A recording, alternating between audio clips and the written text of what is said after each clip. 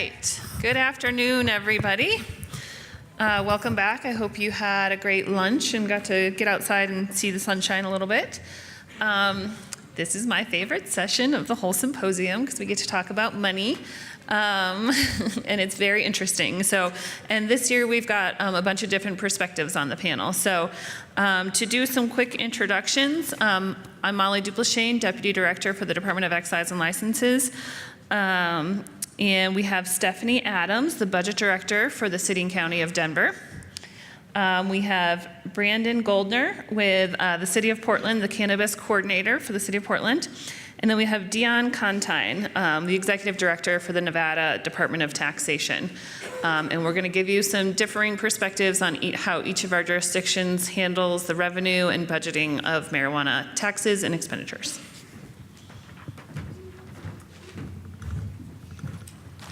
Thanks, Molly. As Molly mentioned, I'm Stephanie Kirianis Adams. I'm the Budget and Management Director for the City and County of Denver. I've been with the City and County, I've been with the Budget Director for 2 years now. So I have a little bit of perspective, but there's lots of folks like Molly who've been here since the beginning, so she'll have some historical data to provide you with. So let's just jump into the presentation. Actually, quick question before we get started. I'm curious about who's in the audience. How many of you are with a municipality, a city or a county? How many of you are with a state organization? Okay. And what else am I missing? Are there other organizations that are neither city nor counties or states? Mostly government? Just retired. We had this conversation. Don't envy him too much. So the City and County of Denver, we have about a $2 billion budget, a little over 13,000 FTE, and we have about 1.4 billion of that is our general fund, which is what we spend a lot of time working through and where all of our marijuana revenue comes into. Let's turn the way. There we go. First of all, this is the overall gross sales, and what we've just done is show you the gross sales in terms of the split between medical and retail marijuana.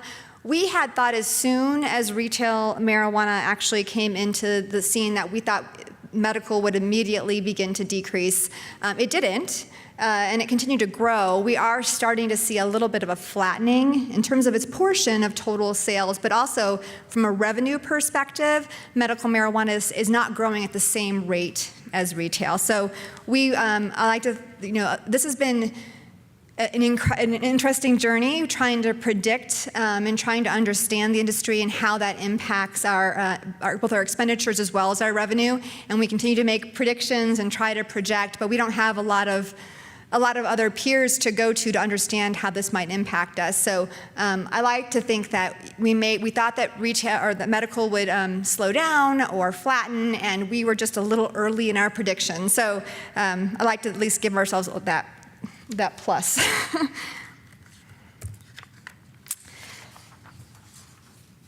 So from a consumer perspective, retail marijuana is actually taxed at 22.15%. 15% is state. We have a base rate, so this is the rate of our sales tax for anything in the city. It's 3.65, with a small little caveat that 0.15 goes to the Denver preschool program. It was voted on several years ago, and so that portion, although comes through the city, is not allocated to the city. And then we have another 3.5%, which is a special sales tax, only applies to retail marijuana. And then medical marijuana in Denver, the rate is 7.65. In addition to the tax, we also collect licensing fees, and this is just to give you a sense of the fees. Molly's office in Excise and License actually administers those fees, and so if you have questions later on about how we came up with these dollar numbers or some explanation of them, it just gives you a sense of the broad range of fees. It's everything from a $100 transfer of ownership fee up to a $5,000 renewal fee.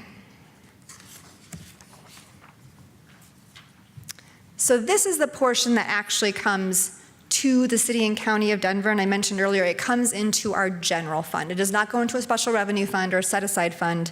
It comes actually into the general fund, and I'll talk a little bit more about why I think that is a smart thing to do and why that has been beneficial for the city and county, although I will tell you that we have had a lot of pressure to isolate these dollars separately.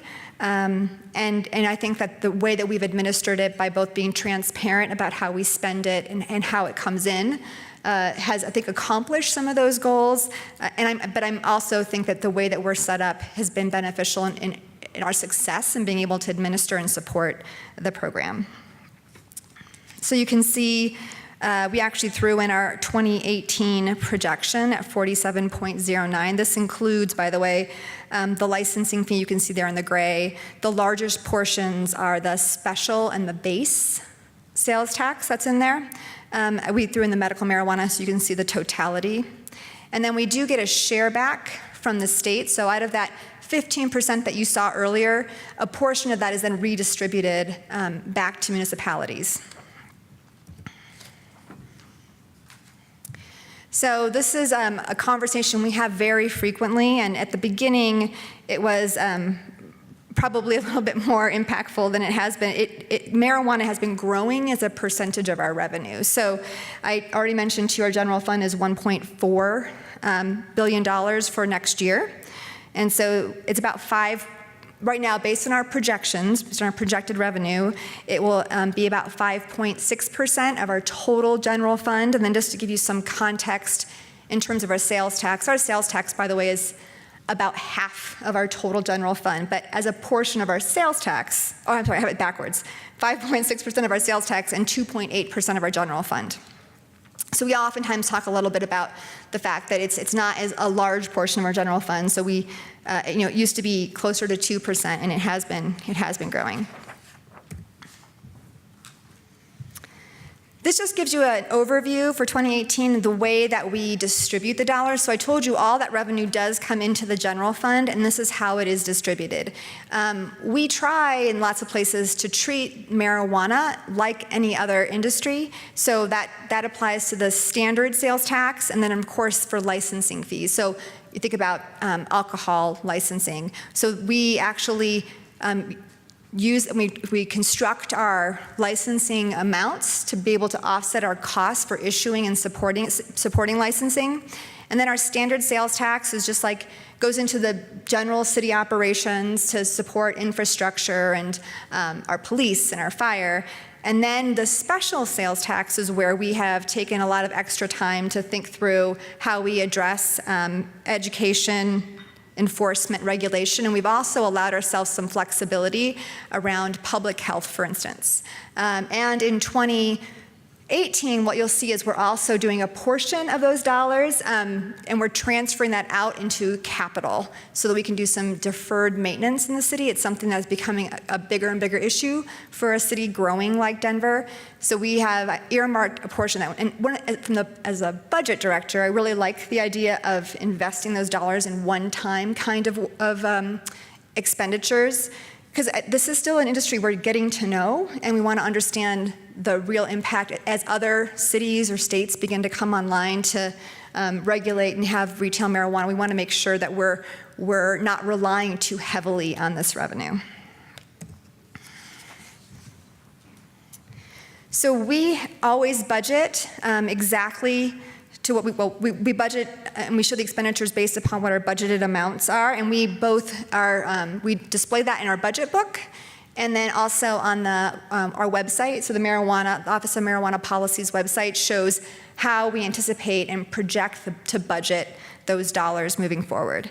You can see that we have been really looking at it from a retail sale, from the sales tax special rate. For 2018, we recognize that we haven't been talking about the share back, and as a result, we both budgeted for the sales tax as well as the share back, which is accounting for that $10 million that I talked about that we're going to transfer out. It's just a way to understand how we're distributing those dollars, and so we can articulate where that money is going. This is just a different take on it, but if you looked at it by functional area, regulation, enforcement, and education, which are the things that we talk most about, and then the difference goes to other things like the deferred maintenance or affordable housing, which is a hot topic in Denver, and we want to make sure that we're contributing to that as well. But this is sort of gives you a sense about how we have distributed it for those 3 areas that we believe are directly related to marijuana. What you'll notice is that we're starting to flatten out a little bit, and that could be because we're finally getting to understand what it takes to regulate and provide enforcement. As part of the budget process every year, by the way, when people ask for additional staff, let's say, to help regulate or enforce marijuana rules, we evaluate that as part of the overall budget process, recognizing that there's that nexus with marijuana. We didn't get as many requests for 2018, which is an indication, I think, that we're getting to a good spot in terms of trying to understand how to support that.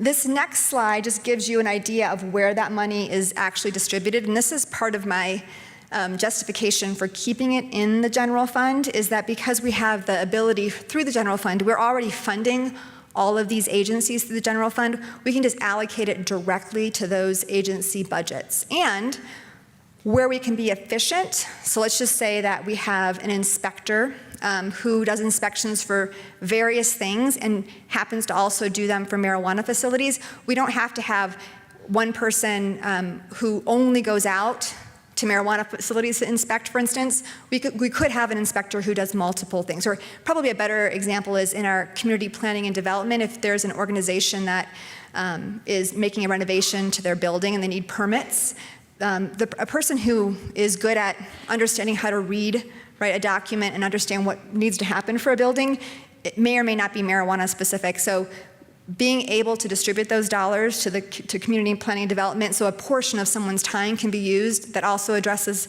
any marijuana needs, I think has been really great to be flexible as we're getting to learn and understand what we need to do to support this industry and support our role in regulating. So this is the number of full-time equivalents we have across the city to help support all those functions by agency. I will tell you that we are continuing to try to figure out the right way to support our role, and a lot of these positions currently are actually what we would call limited positions. So we continue to try to evaluate workload and understand whether or not, number one, the volume of work that's coming into the city, is that sustainable? Is it going to increase? Is there a base amount that it may decrease?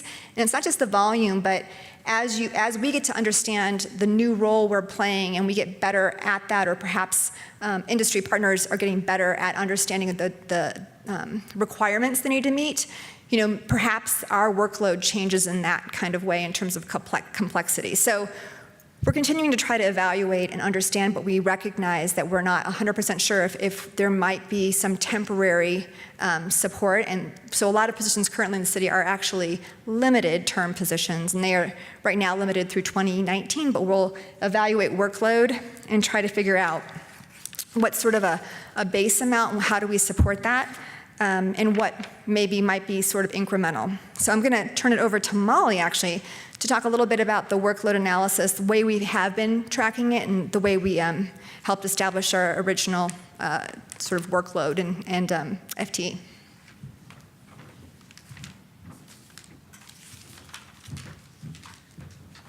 Okay, so this is a question that we get pretty often about how we developed and how we figured out what level of resources we needed in Denver to have the robust regulations and strict enforcement system that we do have.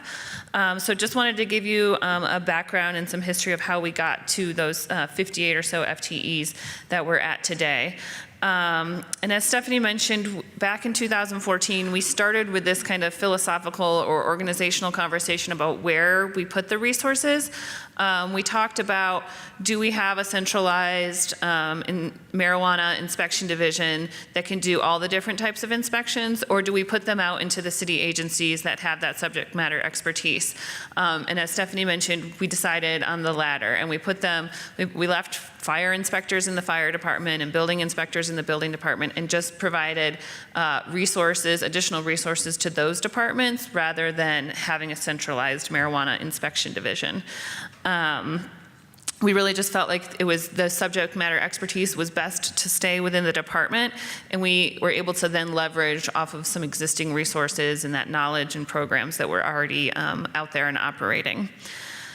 And so in 2014, about 6 months after we started licensing businesses, we then had the opportunity to work with the budget office and do a mini budget process in the middle of the year and do a supplemental to the budget. And we worked with all the different city departments and said, submit requests to us if you think you're going to need additional resources to regulate and enforce marijuana.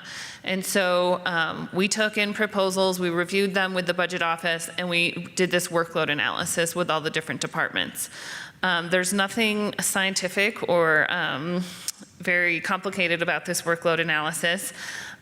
We had a kind of a defined world around how many number of businesses we would have, because we had a moratorium. So all of the existing medical marijuana businesses were able to convert or add to retail.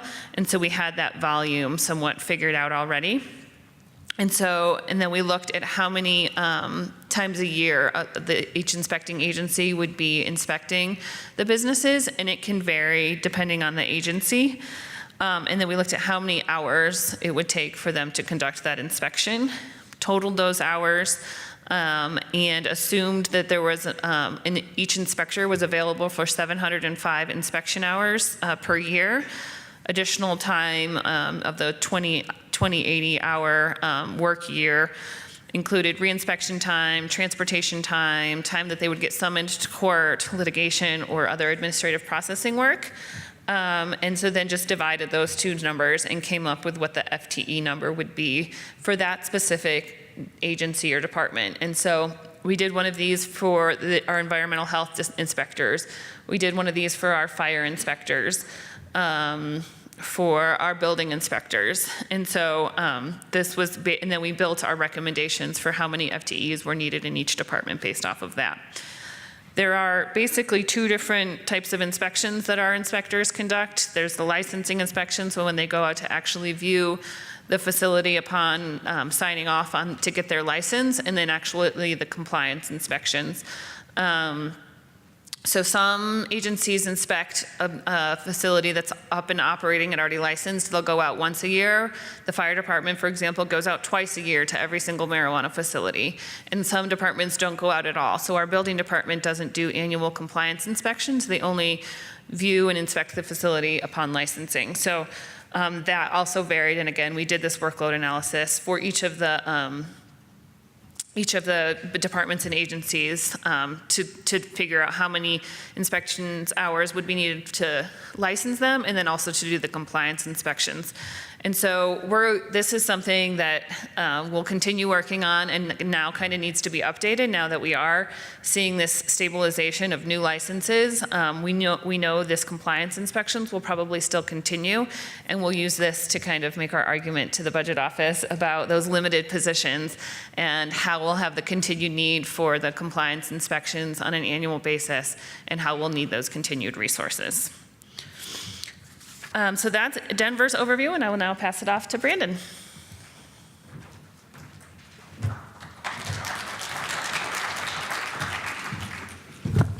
Hi. Let's see. My name is Brandon Goldner. I'm the coordinator of the City of Portland's cannabis program. I've been with the program for about 2 years and actually had the pleasure of being here in 2015, so it's really good to be back and now on this side of the podium, which is a little bit bizarre, but I'll roll with it. So our program operates a little bit differently from Denver's, and so my presentation will have a little bit less detail for the program funding because our program is cost recovery. So I'm going to talk about our program's funding specifically, and then the 17% state of Oregon tax at the point of sale on cannabis, and then the City of Portland's 3% local tax. So our program is entirely cost recovery, which means we do not get any general fund dollars. We don't receive any tax dollars. The entirety of our program's funding comes from the application and license fees from cannabis businesses in Portland. So you'll see a table here of the application and renewal fees. And so that's the money that goes to fund my position, the position of my staff, in its entirety.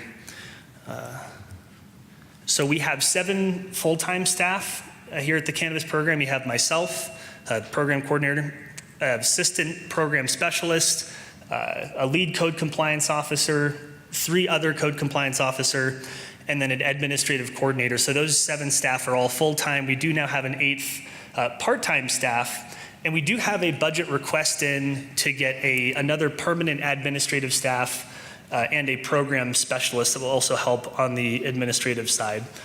So again, all of the funding that we receive from the application and license fees, it goes to fund the positions, the salary and the benefits, the workspace, the equipment, vehicles, all of that stuff. Just to reiterate, and I said it a couple times, we don't receive any general fund dollars or any tax dollars, and none of the funding that our program receives from the application and license fees, none of that goes back into the general fund either. Taking a quick peek at our program's budget. So we've been around since late 2015. You'll see fiscal year 2016.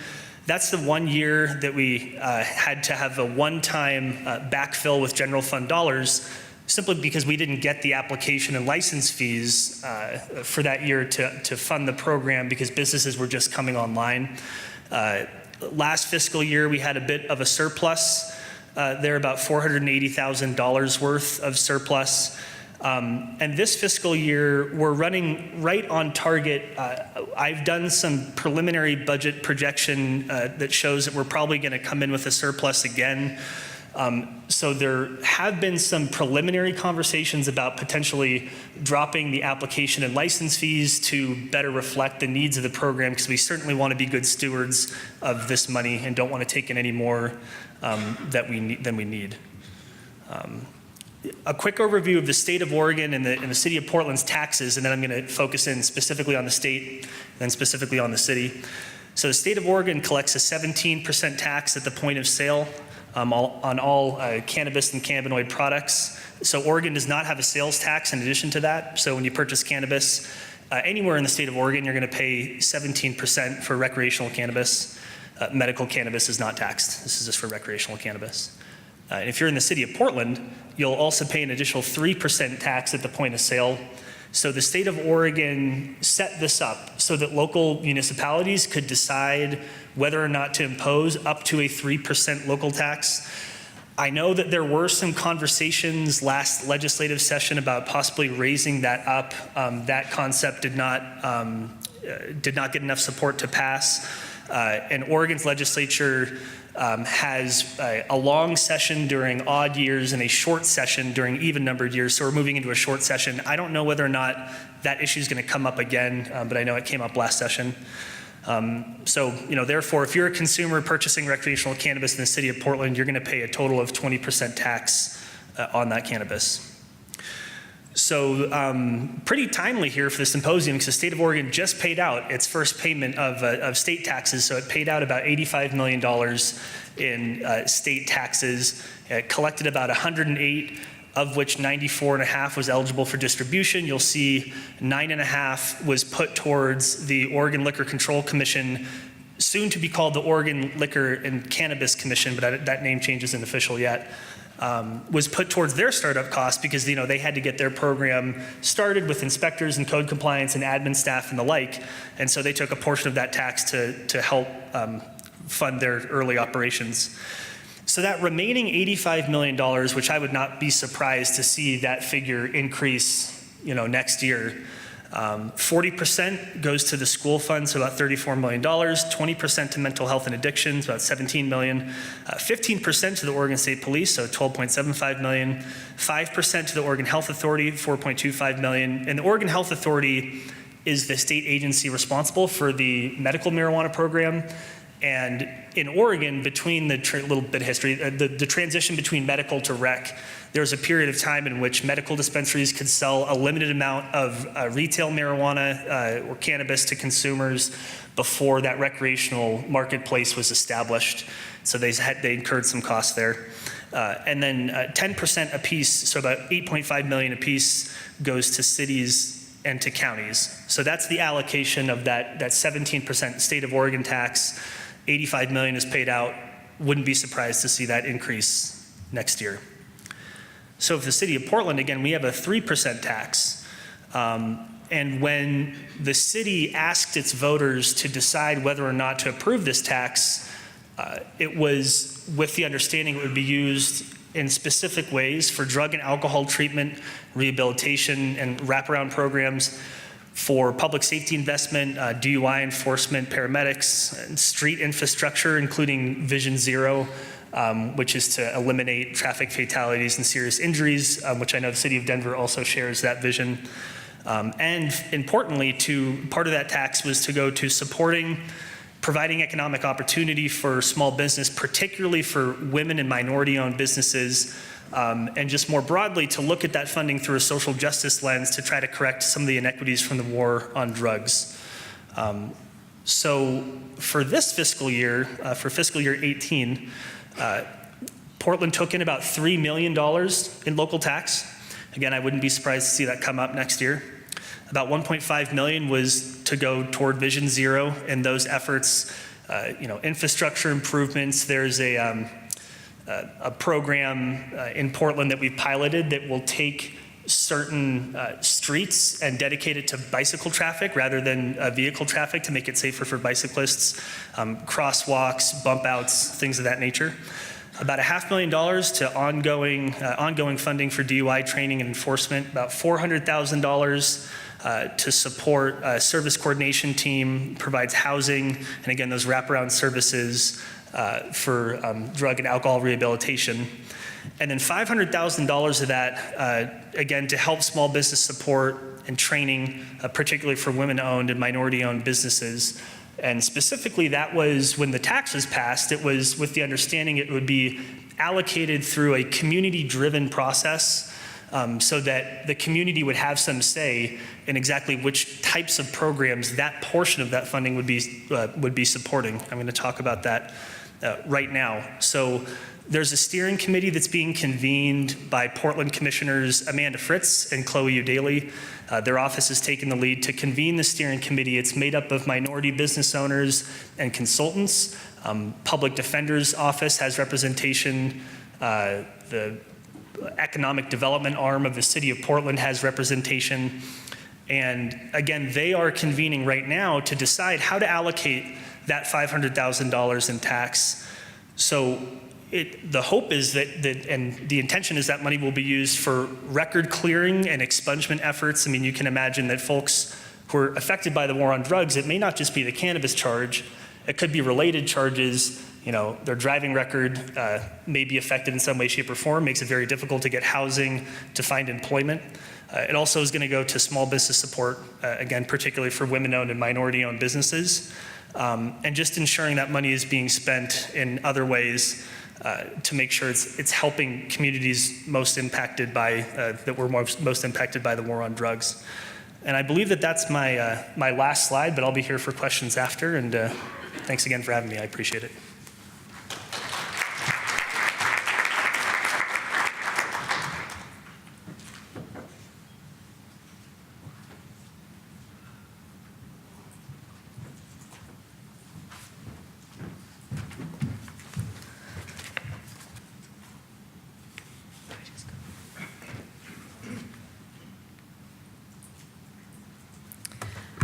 Good afternoon. So my talk is, you've heard from the city folks, so my talk is from the state perspective and how we've, the parameters that regulate and control how we bring in money and spend it. So initially, in November of 2016 is when the ballot measure that legalized the adult use of marijuana passed in Nevada.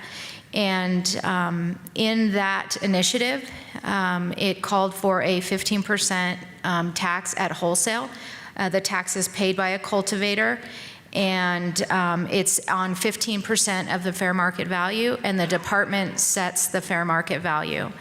The initiative passed, and then about 2 weeks later, the state was finalizing the budget process for going into the next 2 years. So there was really a 2-week period where we could project revenue and project expenses then that had to go into the budget that would be presented to the legislature in just about a month after that.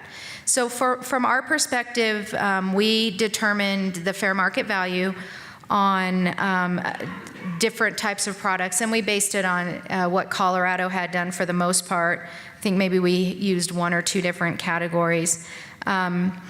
And we include those categories on the tax return, so the licensees figure out how much for each product that they've sold, and they use the number. They use the number as the measure of the tax. So it doesn't matter what they actually sell it for. They use the fair market value that's set by the department for the taxable measure.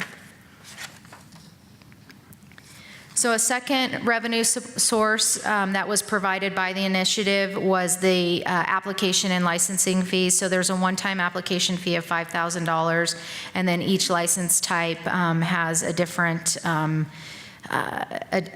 fee. So retail stores are $20,000, cultivation $30,000, manufacturing is $10,000, and distribution and testing are $15,000.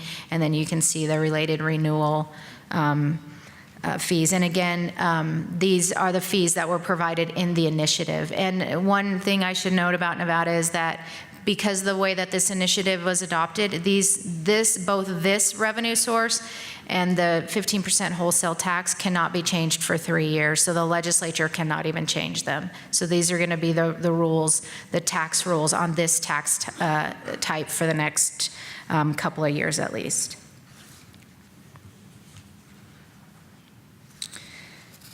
So in the legislative session, the governor had proposed an additional 10% tax at retail on adult use. So this 10% tax doesn't apply to purchases by medical card holders. And the legislature enacted that provision in the legislature, and it became effective on July 1st of this year.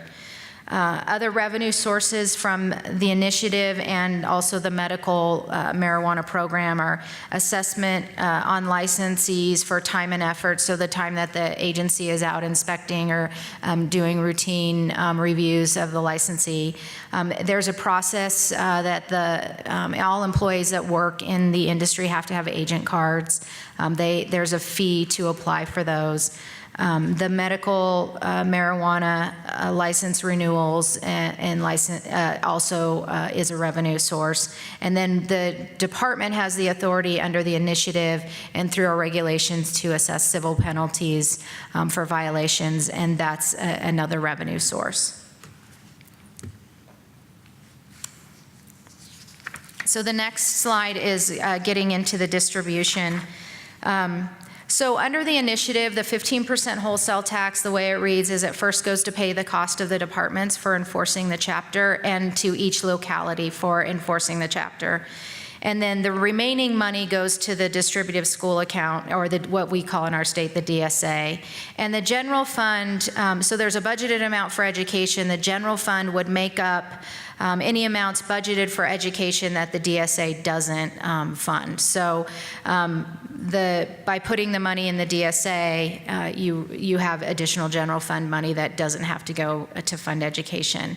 And in the 2017 legislature, they deemed $5 million per year from the 15% excise tax to be sufficient to pay the cost of the localities to carry out the provisions of state law relating to the sale of marijuana for medical or other use. So the department is taking that $5 million and distributing it based on somewhat of a formula, 1.5 million to the counties divided equally, and then the remaining 3.5 million will be allocated to jurisdictions that have marijuana in their jurisdiction based on their population, because some states, some localities don't have any marijuana in their jurisdiction.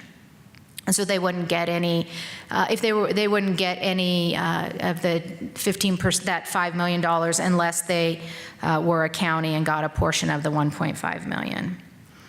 The license and renewal fees and the other revenue fees that I discussed, they also go to the distributive school account. And the 10% retail tax goes to the account to stabilize the operation of the state government or our rainy day fund, our state rainy day fund. So again, the projection process was a very short period of time to really project. I mean, people were talking about it going up to the November election, but really when you're not really making any decisions and you're not really considering the implications of things until the laws pass. And so we had that a few month period to do these projections. So just to give you some background, the medical projections had been based on the number of card holders and actual sales, and up to the end of this last fiscal year, the total collected over the course of the medical program had been about $4.56 million for 2 years. The initial adult use projections were based on a consensus forecast that the economists from the governor's finance office and from the legislature kind of got together and tried to look at some data and come up with some type of analysis and some type of projection for the next 2 years, because that needed to go into the budget within those few months. So we looked at information from other states, mostly Colorado. Ours and Colorado's initiative is somewhat similar. The regulatory structure is somewhat similar. So we looked at other states like Washington and Oregon, but they're slightly different. So we mostly what was happening here in Colorado. There was a Gallup poll, I think that was recently recently published, that talked about U.S. Marijuana consumption in the U.S. Local Nevada economics business did a report for the industry on adult use in Nevada. And then we looked at state demographic information, and then our visitors volume. And I think for us in Nevada, that's kind of the real unknown, because we have over 50 million visitors a year. Compared to Colorado, which I think has about 77, but the value of our tourism is about twice as much in revenue to our state. So maybe less people might come to Nevada, but they spend close to a little bit less than twice as much money than they do when they come to Colorado. So really trying to dial in on that tourism and visitor market will be the ongoing challenge, I think, for our state to get a real handle on projections. So this is just a chart. So after they came up with with kind of this consensus forecast, and I'll just mention if you're interested more in how that was developed. There was testimony in the legislative session from the state's head of finance, the governor's office of finance, and you can see kind of his testimony on how the state came up with the projections, and that's in a document that's available on the legislature's website in Nevada. So just go to Nevada Legislature, and it's the Senate Committee on Revenue and Economic Development, and it's the April 6, 2017 minutes. And it's Senate Bill 508 that he discusses it. So if anybody's interested, there's like a couple pages, or maybe about a page, where he talks about kind of the process they went through. So they went through the process of doing the analysis for the 2 years, and then they kind of broke it up into the monthlies, which is kind of the written part here, and then these are the charts. And so I'll just talk about the first, I keep hitting the thing, sorry. The first few months of collections. I'm not going to talk about the fees. The fees were, they're generally a one-time, so they're more, they were over what was projected. So there's a little extra money that we collected in the fees, and we will have another round of licensing in probably 3 to 6 months once our permanent regulations are adopted. But for the first month, when they did the projections, they didn't put any money in for July because they were nervous that maybe we wouldn't get the program up and running, we wouldn't get the business's license, or the local governments wouldn't do the local zoning, the land use or business licensing. So for the 10% retail tax,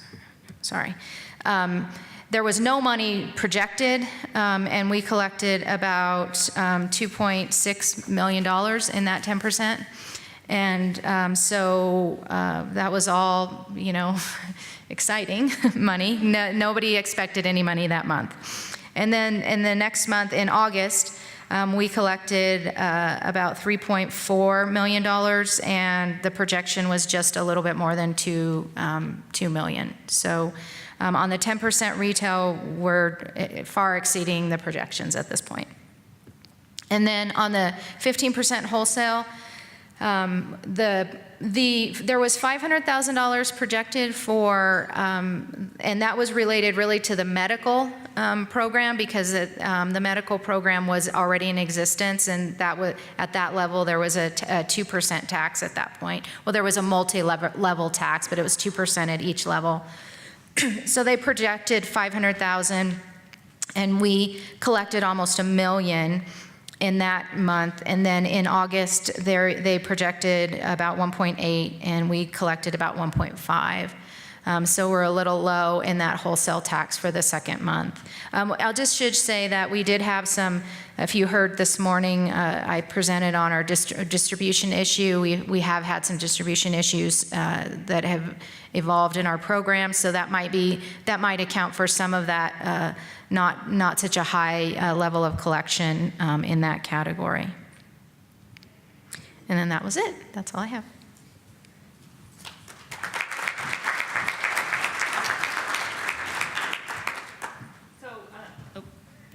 We can open it up to questions now, but I thought I would kick it off since we all kind of have different models. I thought I'd kick it off with one question about having each person kind of talk about the pros and cons of the models for each of our jurisdictions or states. So, Stephanie, do you want to opine on that? Sure. So I think that, again, we were sort of first out there, and so I think leveraging our existing system was really important, not sort of knowing how this would all pan out. So what I feel, of course, the standard sales tax was sort of a no-brainer in that sense. So we use that like we would for any commodity or good.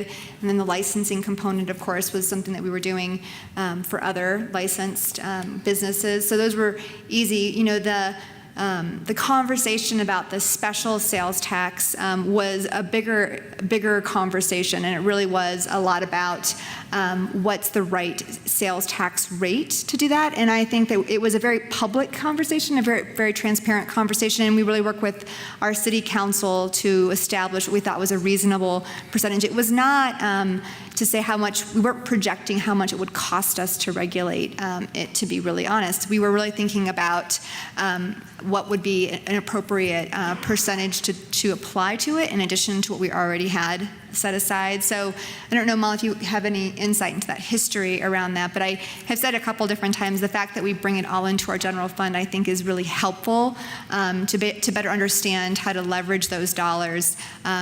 We always are balancing to make sure we don't over-rely on those things, and I think that what we hear from the community all the time is that they believe that there is whether this is true or not, but a bigger cost to a business, whether it's on our infrastructure, whether it impacts any of our social experiences, our schools, and those kinds of things. So the fact that we're able to leverage those dollars for both infrastructure and education has been a really important component, I think, of our investment, is a great message and a great story to be able to communicate to our community around that.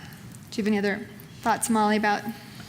No, the conversation about the 3.5% tax rate happened mostly with City Council and was very open and public. And I would just say, the biggest pro I think that we have going is that that tax provides us the ability to have additional resources, to have added those additional resources starting in 2014, and that's what allowed us to have, a strong regulation and enforcement system, and so that's what I think has been most beneficial.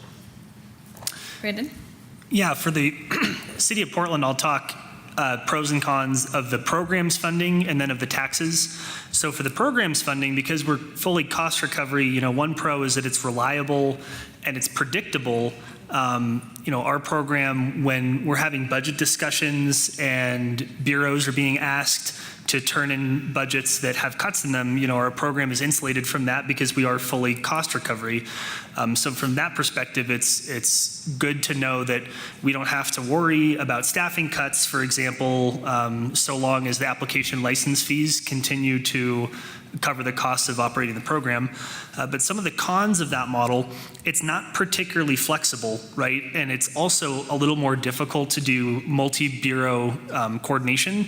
So, one thing that I was remiss that I didn't mention during my presentation is my hope for our program moving forward is that we can coordinate a little more closely with other bureaus like the Fire Bureau, Development Services who do permitting, commercial building permitting and mechanical permitting and things of that nature, because right now you have this new industry that is, it's blooming and that it's a time burden, right? I mean, it takes a lot of time to process all of those applications and the permitting and the fire inspectors' time, and for a lot of those folks, those cannabis-related duties are kind of on top of whatever else they're already doing right now. So I'm new to my role here as the coordinator, just been in this role for about a month and a half. But some of the conversations I would like to have would be, can we become a little bit more multi-bureau so that perhaps maybe our program can help fund some of those other positions to get more kind of cannabis-dedicated folks in those other bureaus.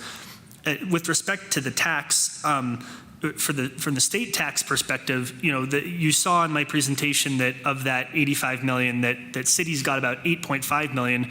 Well, a lot of the burden of implementing this program and the potential, the impacts of having legal cannabis, they do fall on the local jurisdiction from a public safety standpoint. From, again, I talked about building permitting, making sure that structures are safe. When we get complaints about home grows or, from people who may be concerned about their neighbors are consuming out in the yard, that kind of thing, it all falls on the local jurisdiction. And, they may not get enough money to cover all of those costs from the state. I wanted to make one more point, and I can't read my own handwriting, which is a problem. Also wanted to say about the taxes, it's a 20% local or 20% total tax if you had the 17 state, 3 local, 20 total. And I mentioned the conversations about potentially increasing that local tax, and I have, when I think about it, I think that we should be mindful that you don't want to make the price of legal cannabis so high that it discourages folks from participating in that legal and regulated market, because that's what we want. We want to discourage the unregulated market and want people to join the legal regulated market. And so I'm not exactly sure where that balance is, but when people talk about potential tax increases, I'm always I like to be mindful of that kind of thing because it is a consideration. Is this on, or how do you turn it on? Is it on? Oh, okay, sorry.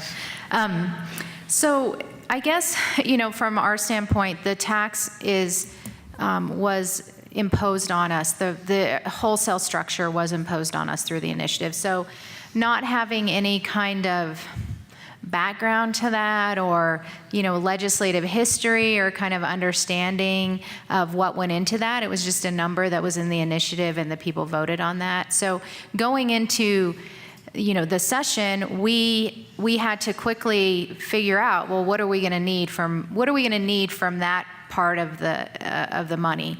And it's hard when you don't know what you don't know, right? So, we're building a structure and you want me to tell you in 2 weeks or 1 month the amount of money I'm going to need for the next 2 years. So it's, I basically, what we did was I took the model of the medical marijuana program. I just essentially copied everything they did and what is the dollar value of that and what they did. And that's kind of how I came up with my budget to present, to have the governor put in his recommended budget for this program. As it turned out, the programs ended up combining, so we had the combined budget. But right now, we're reassessing all of that and figuring out, okay, how much money do we have? How are we using that money? Is there ways that we could better use it? And so we're going through that process right now. But just having a structure put on you that you don't have any say in, and that you have to work within that.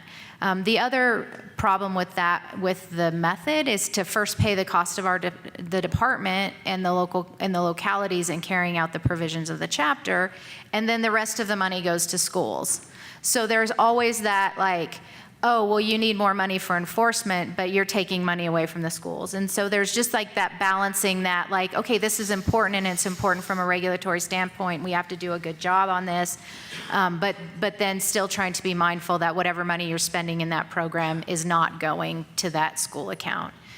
So this, again, as I mentioned, the structure cannot be changed in 3 years.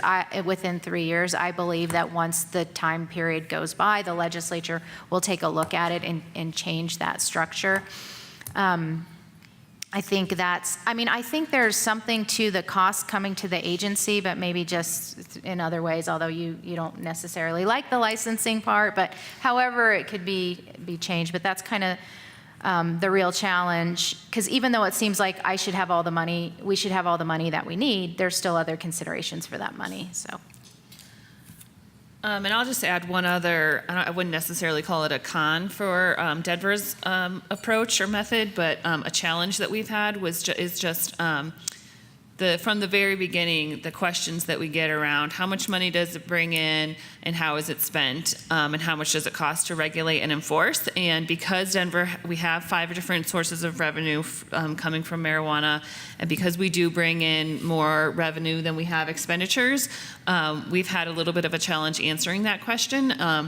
It was actually somewhat of a source of an audit on the Office of Marijuana Policy about a year ago, but a great outcome of that audit was being a little bit more transparent in the budget book around how much revenue is brought in and where those expenditures go, breaking it out in the budget book in a very public document, what departments they go to and where those FTEs go to. So not necessarily a negative, but a challenge that we've had to address and figure out how to answer those questions. Any questions from the audience? Yes. Now, I could be wrong, but my understanding is that the state of Washington taxes adult use marijuana at the same rate as medical marijuana.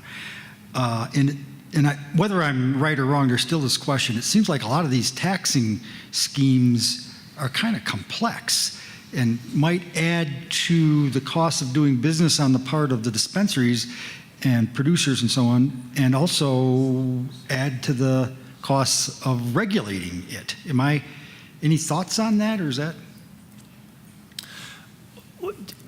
What I can say is, so complex for the business owners to be able to pay the tax, or and complex in what sense? Oh, complex in terms of requiring extra employees to sort it all through, I think is probably what increased costs. Okay. Well, the model that Portland has taken is that we have an intergovernmental agreement with the Oregon Department of Revenue, who is for the 3% tax, and they're also responsible for that 17% tax. So the business owner only has to communicate with one agency. And I will be honest that I don't know all the ins and outs of, once it gets to them, how they approach it and how they divvy it out. But at least from the business owner perspective, they at least don't have to split off into 2 different directions with that. Yeah, I guess you can do it all with computers. I have another question. Well, let me just see if there's anyone else want to say something about that? I mean, from our perspective, this is probably one of the easier tax structures that businesses have to comply with. I mean, we do have regular sales and use tax that occurs at retail.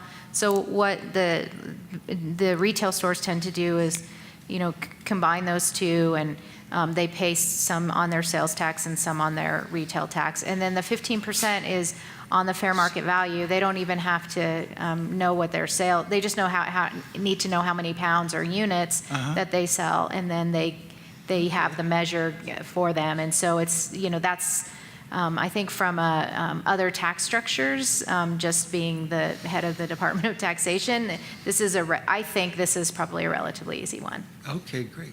Yeah, I would just add that I haven't heard anything from our Department of Revenue about having any challenges around that. I would almost flip it around to tell you that what I think we found is the industry oftentimes, and maybe this is because we were in the first, they're changing so quickly oftentimes that we're having to respond to them. So whether it's pesticides that hadn't been used before, yes, I would say that probably there are things that we had anticipated from an expenditure perspective that are a little bit more complex, and so we've had to put some rules and regulations in place. That has been a learning experience for us.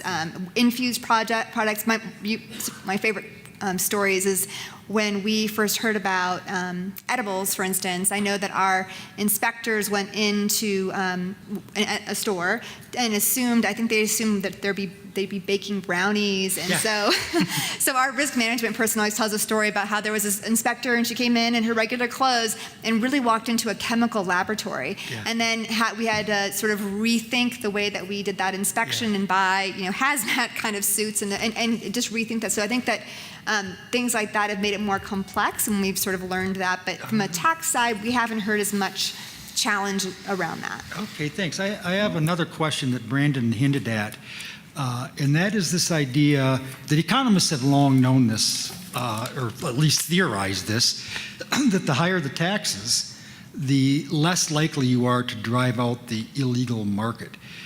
And now I realize that the illegal market for shipments outside of state, this wouldn't have any effect on it, might even increase it. But do you have any sense, or is there any data? I don't even know how you would collect this data. Is it true that the higher the tax on the marijuana, the more the illegal business stays in business? Well, I'd certainly say that anytime you make a product more expensive, if there's a less expensive alternative, it is more likely that someone would pursue that alternative. Now, having said that, it's also true that consumers now, with legal and regulated cannabis, you can walk into a store, you know that it's safe and regulated, you know that the employees are trained, you know that the product is of high quality, you know that it's been tested, you know that it's going to be consistent if you want to go back and get the same product again. So I agree with you, that's a tricky balance, and I don't think any of us have a magic number for where that balance may lay, and it may just be over years, different states comparing their models, where you may be able to get a sense of that. But I would also say that, from where it used to be how people chose to purchase cannabis before it was legal and regulated to now, it's certainly much easier, much safer, and more consistent. So that's an added benefit to, even if it were maybe slightly more costly than the illegal markets. I just wanted to bring up that point. And in Denver, that was something that was definitely part of the conversation, was to make sure we weren't going beyond that tipping point. And I think it was mentioned already today that we thought we would see medical sales decrease a lot more than we've seen, and we didn't see that as much. But we have seen retail sales increase steadily year over year, month over month, even from just the last couple of months. So I would say, and there could be a multitude of reasons of why that is, but one reason could be that we're still seeing people, coming from the black market to the legal market. So with those sales increasing, I think that's indicating that we're not pushing people back to the black market by our taxing. I would just say that there was one, I wouldn't call it a study necessarily, maybe a report that the Tax Foundation did. They're kind of an anti-tax organization, and you can find that on the internet if you look at it, and it talks about that where that the taxes should be low, and one of the arguments is that you want people to buy from the regulated market, not the black market. And I think the other interesting thing about this product is that if the price is too high on other commodities, and I'm not an economist, but if the price is too high, people just don't buy things, right? But that doesn't seem to be the way it is here because you can always get it in the black market. So if the price is too high, you could always go to the black market if you do that cost benefit analysis for yourself. Whereas with other things, there's not a black market for, you kind of make the decision, do I buy or not buy? It seems like there'll still be the decision to buy, it's just where. Hi, so thank you, by the way. Question for Denver. Since the revenue goes into your general fund, Ashley was talking about how you guys soft commit money to certain things. What is a soft commit? How do you do that? Do you have a spending plan or something that's proposed? And then how do you message that to the public? How do you sell that to the public? Sure. So in the budget book, as part of the budget hearings, we actually talk about specifically the allocations to those agencies. So it's actually in the budget book on our website, and then you can see any increases within every agency in terms of there's increases year over year. How do you sell it to the public? I mean, I think that it's a challenge because I think that I don't think anyone's concerned about. I've never heard anyone challenge us on how much we're spending on education, regulation, or enforcement. I haven't heard anyone say they don't want us to also invest in additional challenges that the city's facing. So I think that the fact that we have heard from the public how important that is, affordable housing continues to be an incredibly a big challenge, and so we have very intentionally had a portion of those allocations go to the affordable housing, and then most recently we've been going through a GO bond campaign to sort of understand, and it's on the ballot in November. And one of the things that came out of that particular dialogue with the community was they really wanted to invest general obligation bonds in new assets and really wanted the city to take a hard look at our deferred maintenance. We have traditionally used a significant portion of GO bond towards deferred maintenance. We're still proposing that, but when we heard that from the public, that was a perfect opportunity for us to talk a little bit about deferred maintenance. And by the way, we've also committed about half of that $10 million will go to mobility-related deferred maintenance. So I think listening to the public and showing it in the book, and then certainly continuing to have that dialogue to understand what their priorities are and talking about the dollars that way has helped. I will say that I still think that because everyone sees this as very new money, oftentimes they feel like there should be a different process in trying to appropriate and apply it. And so we haven't treated it significantly differently in terms of general fund, except for that we both talk about it within the agencies and how we're funding those functions within the agencies, and then we also pull it together and talk about how all those dollars are actually being allocated within those agencies. It's something we continue to try to refine.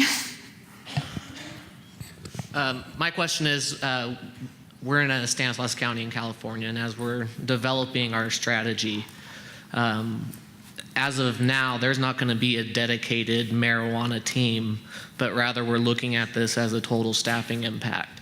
And the last number that I got across my desk was 38 new employees. We don't know how that's necessarily going to be funded, because we can't do it just on cost recovery of licensing, because we're only issuing 61 permits. But how do you see the staffing impact across the sheriff's department? Our sheriff's department is already extremely thinned out. So how do you kind of make adjustments for that with your projections on what we're going to earn?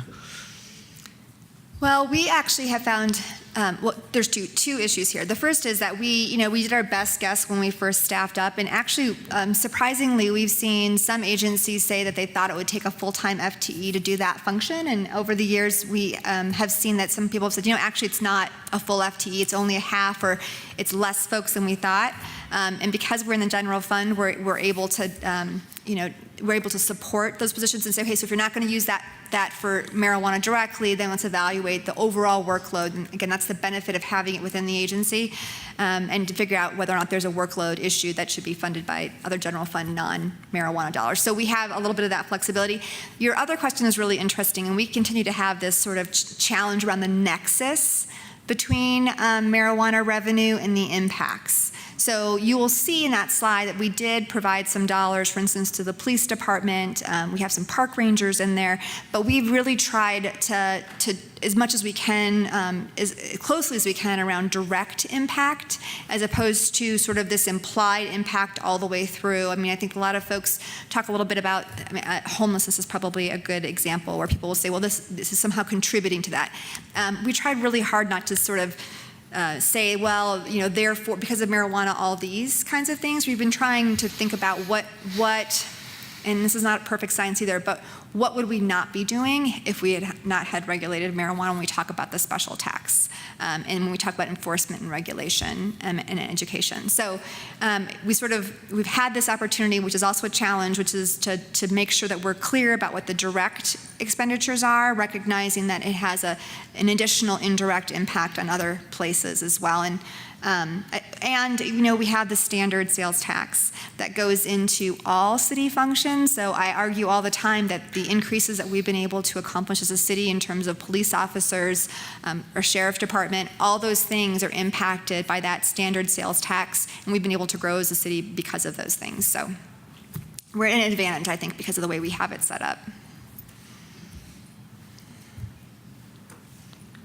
Hi. Hi. I was wondering what methods you use to audit businesses to ensure that they're accurately reporting revenues, and if you have any idea of what your compliance percentages are.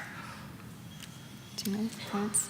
I have exact rates of their compliance, but we did add an additional tax auditor to our Treasury division, and they conduct audits on the businesses just as they would with other types of businesses, and they haven't seen a large issue with compliance. We have pretty high compliance rates as far as tax remittance. Yeah, the state of Oregon, having that seed to sale tracking, they're very good about making sure there's no leakage. And I will also admit some ignorance on how the state looks at compliance. So to that part of your question, I actually don't know. How's that for a non-answer? We're actually looking right now at that 15% because that the month was kind of low, just to make sure. I don't know that there's really a known compliance issue. I don't think that I feel that this industry, just in working very closely with them over the last 6 months, they want to be compliant. Again, I think probably 85% of them are going to do everything you tell them when you tell them to do it. There's the 15% that, you might have to watch a little bit more closely. But it's an education process, really.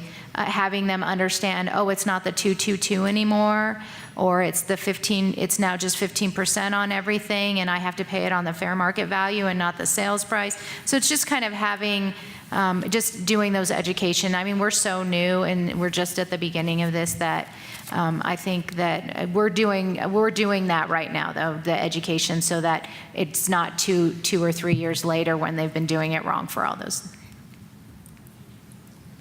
Thank you. Great. This question is largely for Dion. I'm just wondering if I'm getting this correctly. You said that that it's the state that's involved in the licensing and the inspection for retail. Is that correct? So the state must inspect a facility prior to issuing the state license. So there is a level of inspection. I'm not saying that the local governments don't do some other work on their behalf, just like they would do for other businesses. I mean, they have to issue the business license. They have to give a certificate of occupancy. So the same things that they're doing, I assume they're doing for other businesses, they have to do for these businesses. But in order to receive your state license to be a licensed marijuana establishment, the state must inspect your facility. Okay, and so in that case, when you were kind of going through the projections of revenues, was there also a consideration for how much of the 15% wholesale tax was going to localities and how that number that you arrived at was obtained? So again, as I mentioned earlier, this passed and then we went right into the budget. That $5 million kind of hold was established by the governor's budget office. I didn't have any input in that. And the way that they chose to structure it is to just put it in my fund, and then I would figure out how to give it to the local governments. And there was a lot of discussion both in working groups and legislature throughout the session on how that would actually work. And then the legislature accepted that $5 million a year provision. So and I think some of it has to do with something that was already mentioned, is that it's hard to, and even for us, it's hard for me to figure out what are we going to spend when I don't know what I don't know. And so it's kind of the timing of everything and the way that we had to go into the session right from the initiative was that doing that analysis and figuring out, okay, are my costs going to increase? And I think I need another FTE, but do you need an FTE, or is this going to be something that people are just going to incorporate into their other jobs? And I will say that the local governments can charge a business license fee. And so they'll do that. And so I think it's just again, we can't change it the way it is for the first little bit, but I think over time, as we get some data and some results and we understand what the costs are and what money we're bringing in, I think some of those things will be refined.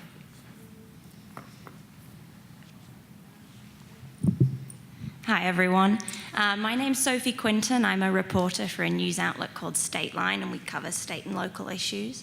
One thing that we haven't really talked about in this panel today is the fact that a lot of marijuana businesses are unbanked and can't access usual financial services. And the last time I wrote about this topic was a couple of years ago, and a bunch of folks I talked to at the state and city level then said, we have this huge problem because people are literally showing up to pay their taxes with bags of cash.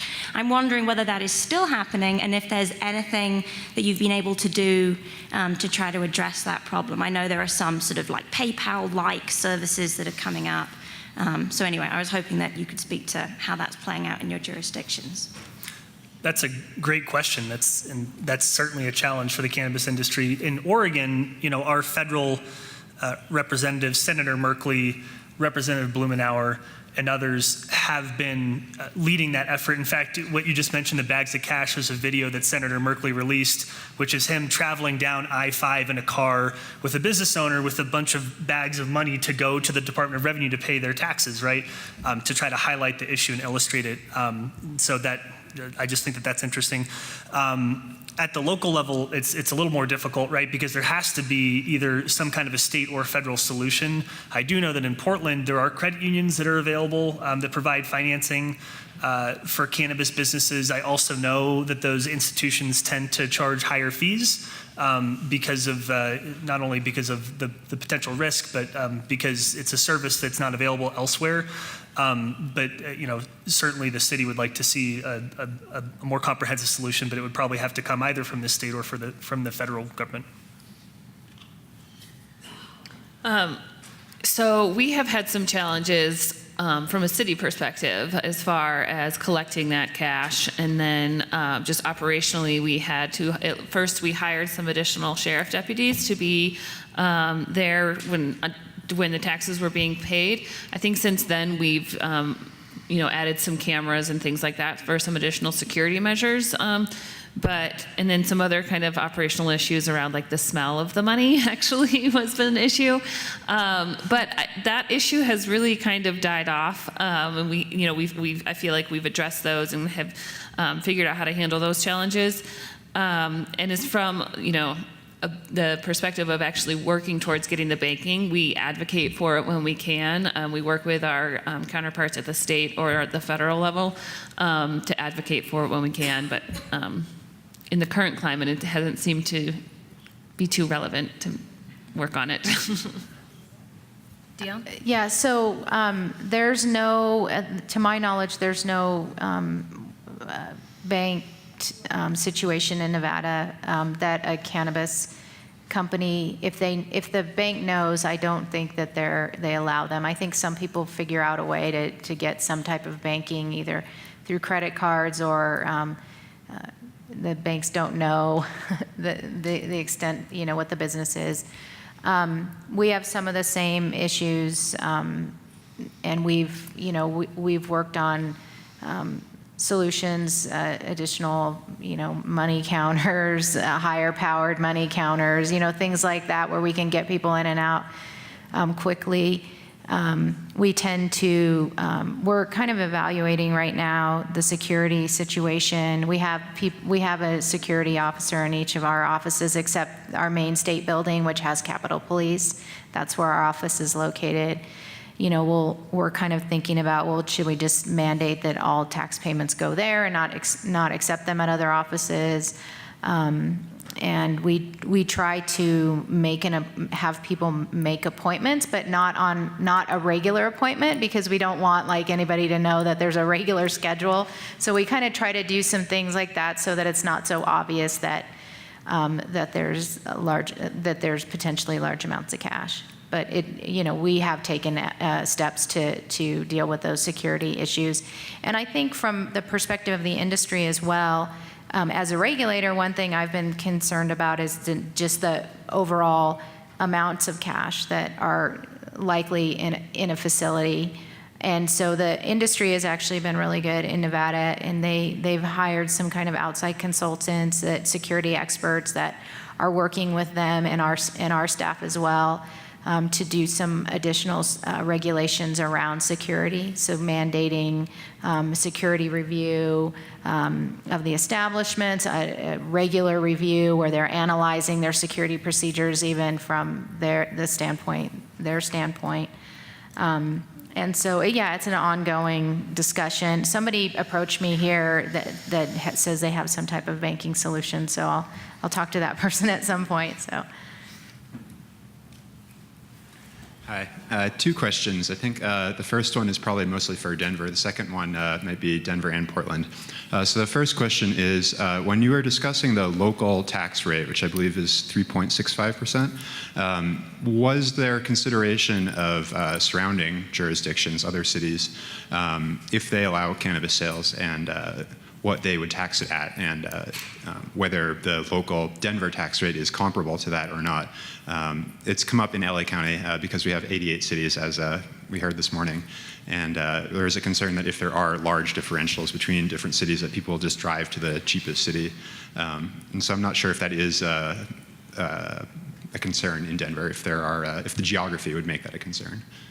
Second question is really, if you encountered requests from the community as you were discussing local taxes to keep the taxes from businesses within a neighborhood in that neighborhood, something that's come up a lot in our experience. And I think it's very understandable from the public's perspective, but then from the budget office's perspective, you want to maintain the flexibility. And so if you encountered requests like that, how you responded to them? That second one's a doozy, so give me a minute. So the 3.65 is actually our regular tax rate. We, every year as part of the budget process, also assess where we rank in terms of overall that base rate, and we continue to actually have one of the lower sales tax rates in our metro area, but that was just our regular 3.65. And so the 3.5 special tax, only applying to retail marijuana, I don't know that was actually a consideration that we had talked about. There are not that many surrounding jurisdictions at that time who were coming online. I don't know that we were, quite frankly, looking to be competitive necessarily. I think we were just trying to make sure that the rate seemed like there was some comparability. We talked a little bit about how that was, how City Council felt like that was a fair rate. I don't know, Molly, if you were having any insight. Yeah, I can't recall if there was any conversations about what other jurisdictions were doing, but Denver, there's not a lot of, Denver is still kind of the hub of the marijuana sales in the metro area. I think in 2014, in January of 2014, we were in the 60 to 65% range of the total percent of sales in the state of Colorado. We're closer now, down around the 35 to 40%, and it's been that way for a while. So even though I think in one of the slides this morning it said we have 13% of the population, we have about 40% of the state's sales. So we're still driving the market here in Denver.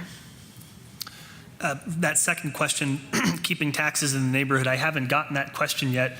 But it's intriguing. I could see that perhaps if consumers knew that shopping at their neighborhood retailer, that it would guarantee that the funds would stay in the neighborhood, they might be incentivized to shop there.